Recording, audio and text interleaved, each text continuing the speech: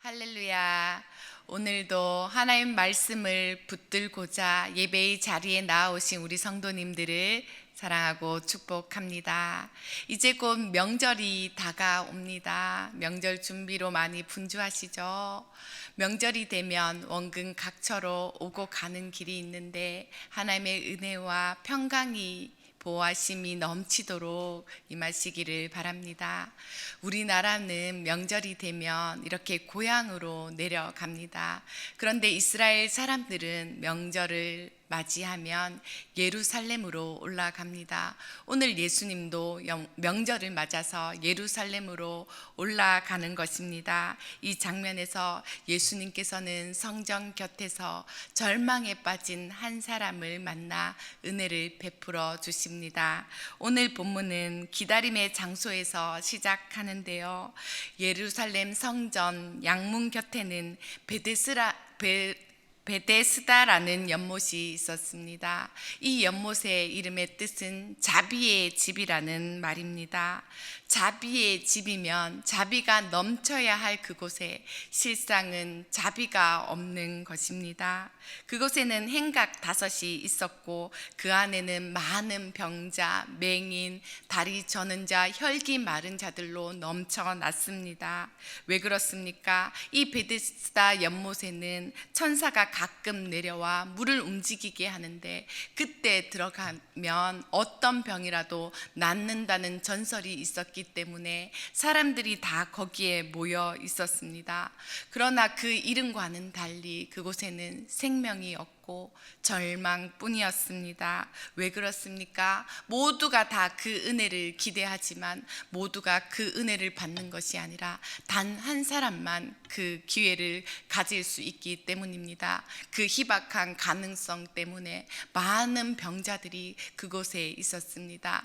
다른 사람을 제치고 먼저 가야만이 병을 고침받는다는 그곳이 진정 자비의 집이 될 수 없습니다. 그런데 이 베데스다가 있는 위치가 놀랍습니다. 예루살렘 성전 양문 곁에 있었다라는 것입니다. 이 양문은 하나님께 제사하기 위해서 제물들이 들어가는 길이었습니다. 문이었습니다. 이 양문으로 흠없는 어린 양이 지나가고 염소가 지나가는 것입니다. 이 짐승들을 왜 성전으로 데리고 갑니까? 하나님께 제사하기 위해서입니다. 왜 우리가 하나님을 제사 드리기 위해서 제물을 가지고 갑니까? 왜냐하면 죄의 삭은 사망이기 때문입니다. 거룩하신 하나님을 만나기 위해서는 어떠한 죄인도 그 앞에 설 수 없고 그 대가를 치러야 하는데 사람을 대신하여 짐승이 죽어 그 피로 우리는 정결함을 입어 하나님께 나아가는 것입니다. 그래서 이 베데스다에 있는 병자들은 날마다 들어가는 그 동물들을 보고 뭐라고 생각했겠습니까? 의인은 하나도 없구나. 모두가 그렇게 죄인이라는 사실을 깊이 인식했을 것입니다. 그러나 베데스다의 이 장면이 참으로 아이러니합니다. 한쪽에서는 병자들이 물의 움직임을 기다리고 있고 다른 한쪽에서는 죄를 대신해서 죽을 양들이 염소들이 끌려가고 있는 것입니다.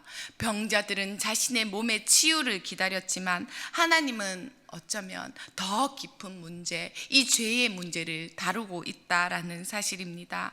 문제는 단지 몸의 병이 아니라 하나님과 단절되는 그 죄의 문제를 하나님께서는 알게 하시고자 하셨습니다. 그리고 바로 그 자리 양문 곁에서 참 어린 양으로 오시는 예수님이 서게 되시는 것입니다. 더 이상 짐승의 피가 아니라 하나님의 아들의 피로 구원받는다는 사실을 알려주러 주님께서 오셨습니다. 베데스다 자비의 집으로 오신 예수님은 그곳에 많은 병자들이 있었지만 한 사람을 향해 나아가시죠. 38년 된 자였습니다. 베데스다 못에서 38년을 기다렸지만은 구원받지 못하고 여전히 누워있는 그 자에게 다가가셔서 예수님이 하시는 단 한마디, 네가 낫고자 하느냐라고 말씀하시는 것입니다.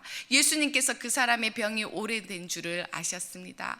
그 사람은 꼼짝없이 누워있는 자였습니다. 38년 된 사람은 이렇게 답합니다. 물이 움직일 때 나를 물에 넣어주는 사람이 없습니다. 나를 도와주는 자가 없어서 내가 여태껏 여기 누워 있습니다 라고 말하고 있는 것입니다. 38년 동안 이 자가 앓은 것은 병이지만 그것보다 더 심한 것은 체념하고 절망하고 있더라라는 것입니다. 38년의 세월 동안 그는 병보다 더 깊은 곳에 묶여 있었는데 체념이고 포기고 익숙해진 절망에 묶여 있었다라는 것입니다. 누군가 도와줘야만 움직일 수 있는 인생, 38년이 흘렀건만 그곳을 떠나지 못하고 묶여있는 인생, 그 자를 향해 주님께서 찾아오셨습니다. 그런 인생을 주님께서는 그냥 내버려 두지 않으셨습니다. 참 회복과 구원의 주인께서 진정 은혜가 필요한 자를 찾아오셨습니다. 그리고 말씀하셨죠. 내가 낫고자 하느냐?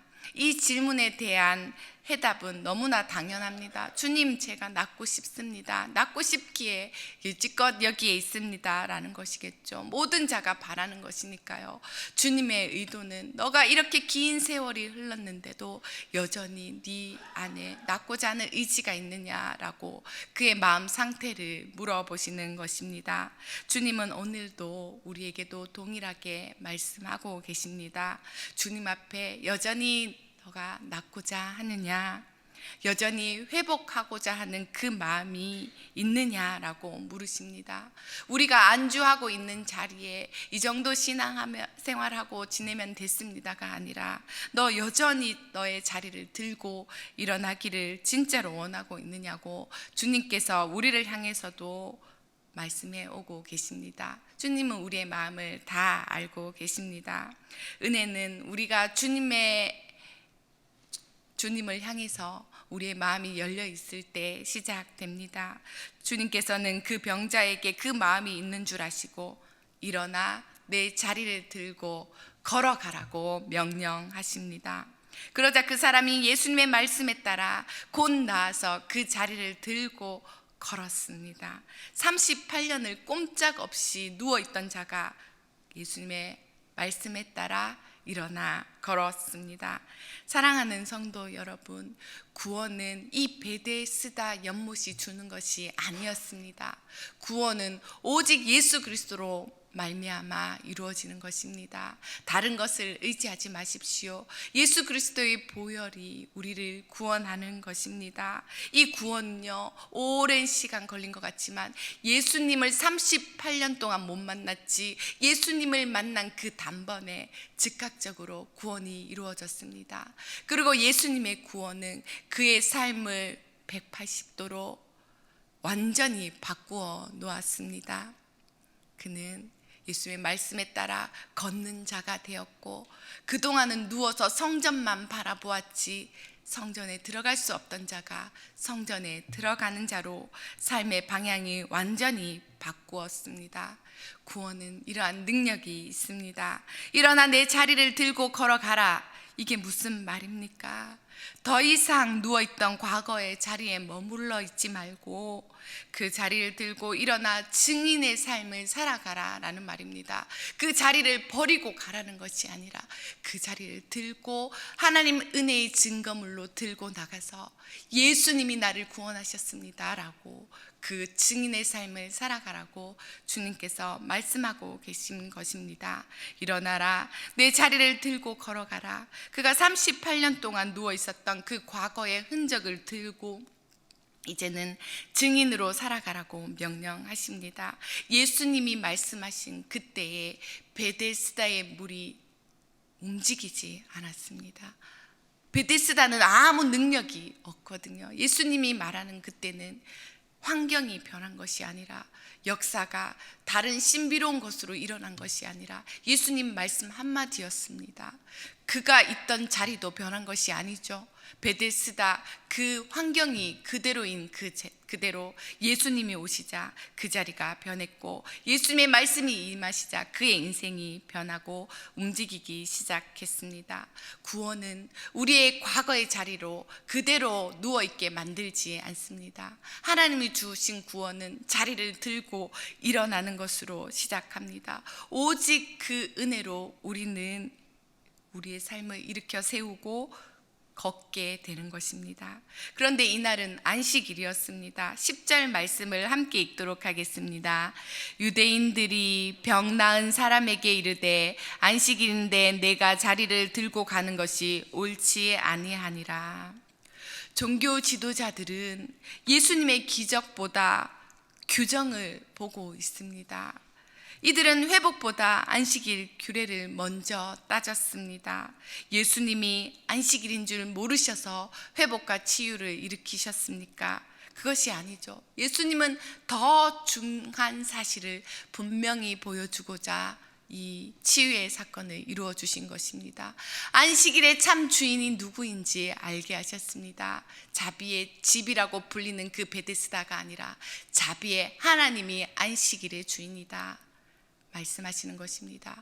율법을 준 이유가 생명을 살리기 위함이다라고 말씀하고 있는 것입니다. 안식일보다 사람의 생명이 중하지 않습니까? 죽어가는 그 영혼을 향해 예수님께서 오셨고 말씀하셨고 살리셨습니다. 그런데요, 하나님의 은혜를 경험하지 못한 사람들은 규정에 매입니다. 자신의 잣대가 강합니다. 그래서 판단하는 말을 많이 합니다. 그런 사람을 만나면 아직 하나님의 은혜를 경험하지 못했구나 생각하셔야 합니다. 우리도 그러한 모습이 있다면 하나님 불쌍히 여겨 달라고 은혜를 구해야 합니다. 하나님의 은혜를 경험한 사람은 하나님의 마음을 우선적으로 보지 규정과 잣대와 규칙이 앞서고 판단하고 재는 것이 앞서지 않는다라는 말입니다. 그래서 하나님의 마음을 먼저 보십시오. 예수님 눈에는 이 38년 된 자가 얼마나 불쌍한지, 안식일이고 뭐고 어떠한 순간이라도 주님은 그를 구원하셨을 것입니다. 그것이 더 중하기 때문입니다. 우리도 예수님의 은혜에 참여한 자들이 아닙니까? 예수님의 이 마음을 가지십시오. 이후에 예수님은 치유 사건을 일으키시고 사람들의 눈을 피해 성전으로 들어가셨습니다. 그리고 그곳에서 병 나은 자를 다시 만나시고 이렇게 말씀하셨습니다. 보라, 내가 나았으니 더 심한 것이 생기지 않도록 다시는 죄를 범하지 말라.